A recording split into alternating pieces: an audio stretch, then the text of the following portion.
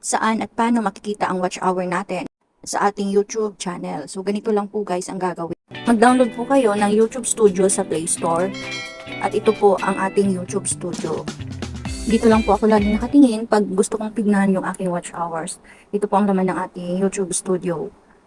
So, meron na po tayong subscribers na 393 and counting. So, sa baba po, meron dashboard, content, analytics, comments, at saka earn.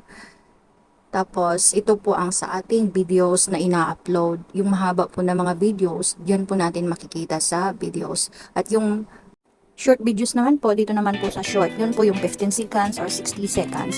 So, andyan po lahat yung mga pinopost natin ng mga short videos. At kung gusto naman po natin tignan yung ating live, tuwing nagla-live stream tayo, ito po, dito po natin siya makikita sa live. Ito po ngayon ang live natin. So, dito rin po nakalagay lahat yung mga viewers, yung mga live stream natin, mga viewers natin, lahat po. Dito po lahat natin makikita.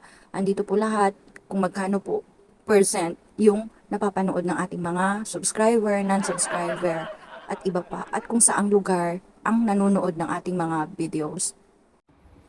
Kaya gustong-gusto ko po talaga dito tignan sa ating YouTube Studio kasi isahan lang po siya. Except din po sa Chrome, pwede naman po sa Chrome. Pero sa site ko po, mas gusto ko po dito sa YT Studio. So, ayan po guys, yung mga natin, audience natin na talagang sumubaybay sa atin. So, ayan po sila guys, magkano yung mga percent. At nakalagay din po dito yung mga age, kung sino po yung nanonood sa atin. Kung sino-sino po sila. So, ayan po guys, yung place kung saan mas more nanonood sa ating YouTube channel. Meron pong Philippines, United States, at Indonesia, and more and counting pa. Nakalagay din po dito yung subtitle, English, Vietnamese, or other po. Andito po lahat nakalagay.